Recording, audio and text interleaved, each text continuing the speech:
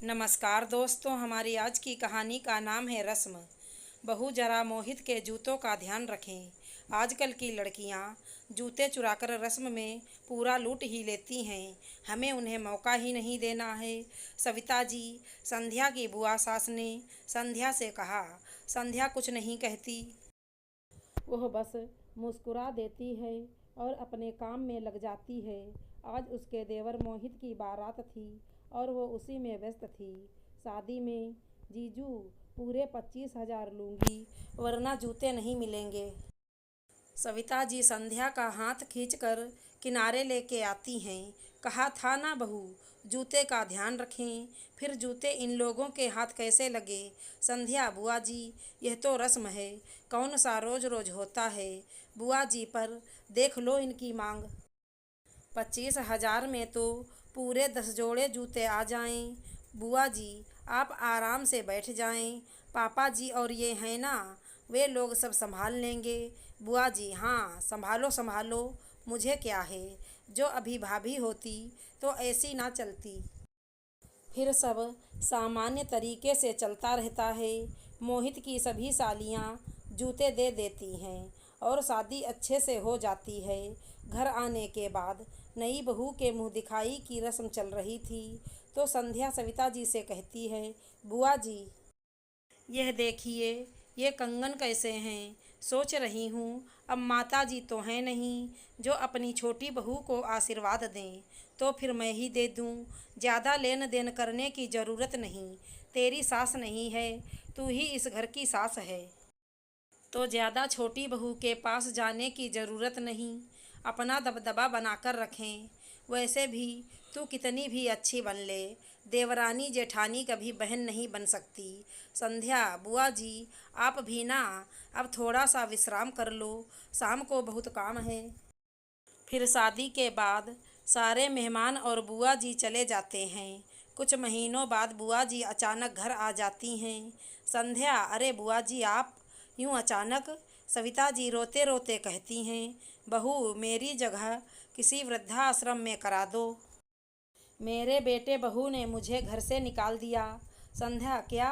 आप पहले अंदर आओ और रोना बंद करके पूरी बात बताएं। फिर संध्या अपनी देवरानी दिया को बुलाती है। थोड़ा पानी लाना।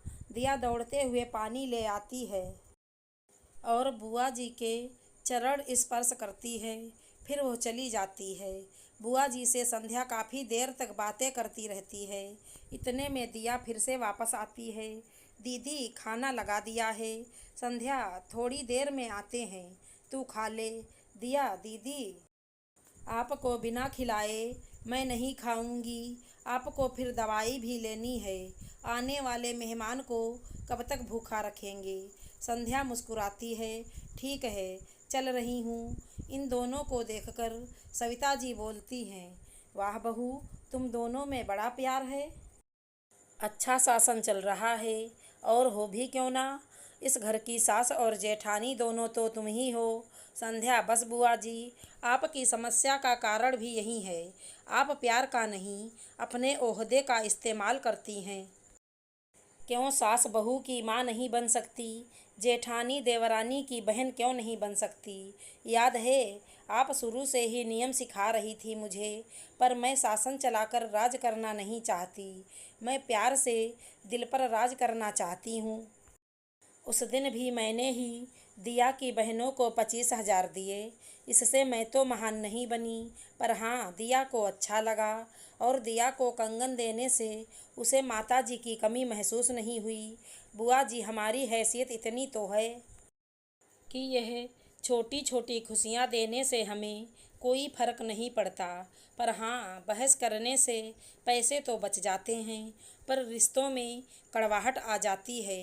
हमारे जीवन में सभी रिश्ते अलग अलग मसाले की तरह होते हैं। लिमिटेड मिलाने से उसी तरह के संबंध की स्वादिष्ट खिचड़ी बनती है। बिना रिश्ते के तो जीवन बेस्वाद और मरीजों की खिचड़ी बन जाएगी।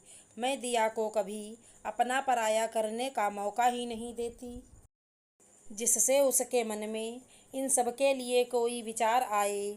और आज आप हम दोनों को देख ही रहे हैं। बुआ जी, हमेशा बड़े ही बच्चों को सही दिखाएं, यह ज़रूरी नहीं, कभी कभी बच्चे भी अच्छी सीख देते हैं। मैं कल ही घर जाऊंगी और माफ़ी मांग लूँगी। मैं भी प्यार से सबके दिल पर राज कर सकूं। फिर दोनों एक दूसरे के गले लग जाते हैं। आशा करती हूँ हमारी कहानी अच्छी लगी होगी। धन्यवाद दोस्तों।